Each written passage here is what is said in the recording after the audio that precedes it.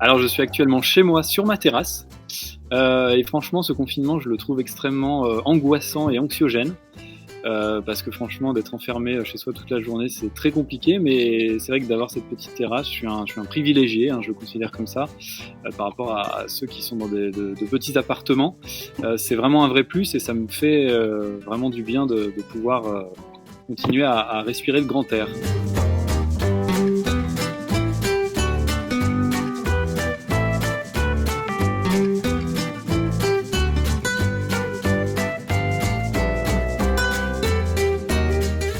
Alors à ma fenêtre, je vois de nouveau les plantes, que j'ai, plantées et que je commence à cultiver.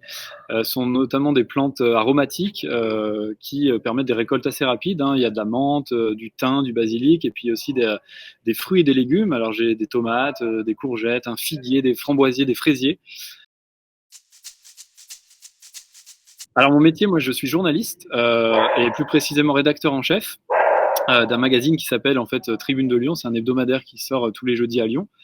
D'ailleurs, on consacre là, cette semaine un guide pratico-pratique, pour nos lecteurs sur, bah, tous les bons plans, toutes les initiatives qui existent en termes de sport pour s'entretenir, pour garder la forme à la maison, notamment les sports qui sont dispensés virtuellement là depuis le début du confinement. Et est-ce que ce métier me manque? Ben, en fait, oui, mais oui et non, parce que en fait, je continue à l'exercer, en télétravail chez moi, pour sortir ces numéros spéciaux chaque semaine. Donc voilà, c'est vrai que j'ai pas eu le temps de vraiment penser à ce métier-là et à ce qui me manque ou pas, parce qu'en fait, je continue de l'exercer pleinement. J'ai même l'impression de travailler 2 fois plus qu'en temps normal. Alors avec 3 personnalités, ça va peut-être un peu vous surprendre, mais bah, la première, ce serait en fait pour le côté un peu foufou, un peu humoristique, Fabrice Lucchini. Je pense que peut-être pas plus d'une semaine, parce que Fabrice Lucchini, au bout d'une semaine, ça va peut-être être un peu long, mais en tout cas sur une semaine, je suis prêt à prendre les paris. Après, deuxième personnalité, j'aimerais bien l'ancienne ministre Christiane Taubira, parce que je trouve que c'est une grande femme et qu'elle a une vraie vision pour ce pays. Je pense que passer un certain temps avec elle peut être vraiment enrichissant. Et puis enfin, une personnalité qui a rien à voir avec les 2 premières, qui s'appelle Snoop Dogg, qui est un rappeur californien, qui lui, je pense, me ferait passer un bon moment pour oublier ce confinement en termes de produits illicites. Et je pense que mettre les trois ensemble, au moins pendant une semaine, ça peut valoir son pesant de cacahuètes. Alors oui, il y a pas mal de choses qui me frustrent. Alors évidemment, je pense comme beaucoup de personnes, c'est le fait qu'on puisse pas sortir comme on veut. Franchement, voilà, d'avoir, vraiment une liberté de circulation qui est complètement, contrôlée. Et d'ailleurs, je me suis fait contrôler, hein. Moi, j'ai fait un tour en vélo un jour là où vraiment j'en pouvais plus, j'avais besoin vraiment de m'oxygéner et j'ai été contrôlé là par des policiers. Alors à moins d'1 kilomètre de chez moi, ça s'est très bien passé. Mais c'est vrai que c'est extrêmement compliqué quand on sort de rester dans un rayon d'1 kilomètre. Je trouve ça extrêmement, frustrant, voire même rageant en fait de pas pouvoir, être libre de ses mouvements tout simplement, quoi. Ouais, alors moi j'ai envie de dénoncer ceux en fait qui dénoncent les soignants et les infirmiers et tout le corps médical qui exerce son métier, avec brio là depuis le début de cette crise.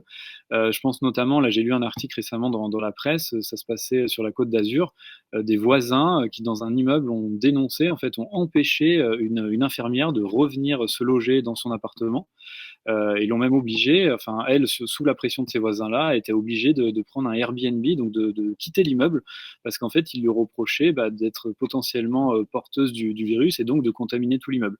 Donc voilà, ces gens-là qui n'hésitent pas même à appeler la police pour dénoncer des soignants qui triment toute la journée, je trouve ça absolument scandaleux. Donc moi, j'ai envie de dénoncer ces gens et qui comprennent une fois pour toutes que les soignants, forcément, ils peuvent être porteurs du virus, mais sans eux, je pense que le pays serait pas dans cet état-là.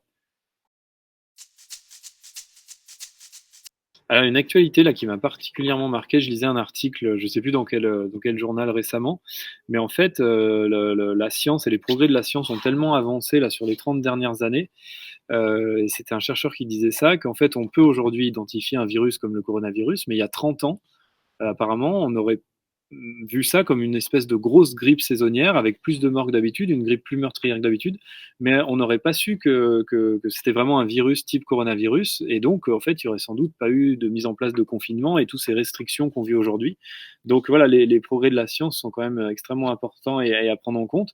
Mais voilà, il y a dans les années 80-90, ça se trouve, un coronavirus comme ça qui déferle sur la France et sur le monde, eh ben, on aurait dit, continue à travailler, continue à sortir, c'est une grosse grippe, et point barre, quoi.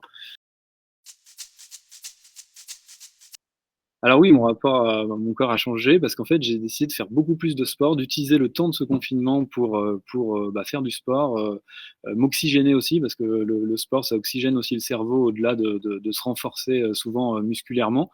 Et puis ça m'a donc je cours tous les jours en fait, hein. Je fais un jogging, dans les limites du raisonnable, autour de chez moi, tous les jours. Et puis ça m'a donné aussi envie de faire des sports, que je ne connaissais pas trop. Je pense au yoga et à la relaxation. Alors moi, je suis pas du tout patient, hein, je suis assez impulsif comme garçon. Je pense que faire du yoga, ça me ferait du bien. J'ai pas encore essayé, mais je vais essayer d'ici le 11 mai. C'est sûr que je vais suivre des cours de yoga en ligne. Alors moi, je suis surtout, en fait, lecture de presse. Moi, je consomme de la presse parce que c'est déjà mon métier. Je fais une revue de presse tous les jours, évidemment, une revue de presse quotidienne. Je lis notamment, moi, là, les médias, je trouve qu'ils font vraiment le job là, pour la couverture de cette crise. C'est Le Monde, évidemment, parce que Le Monde reste la référence et ils sont vraiment bons.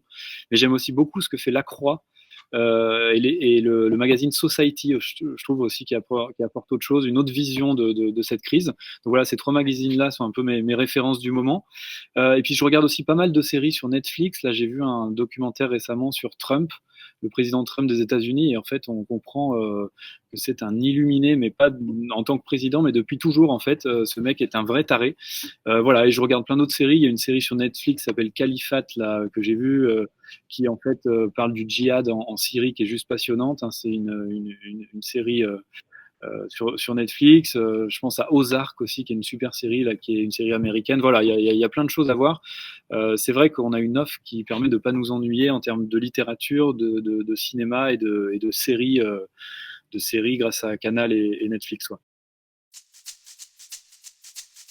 Continuer à garder les habitudes que j'ai prises depuis le début du confinement, c'est-à-dire réapprendre à prendre le temps de vivre, à cuisiner, à savoir ce qu'on mange vraiment, à prendre le temps de lire un bon livre alors qu'on n'a pas le temps, et surtout espérer, et ça je le souhaite vraiment à tout le monde, que bah, cette vie où finalement on a été en pause, où on a pu un peu bah, repenser à soi et aux autres, puisse continuer, qu'on ne retombe pas dans une société consumériste, individualiste. Dès le 11 mai, franchement, ce serait vraiment triste après 2 mois qui ont été 2 mois quand même de ressources et de travail sur soi.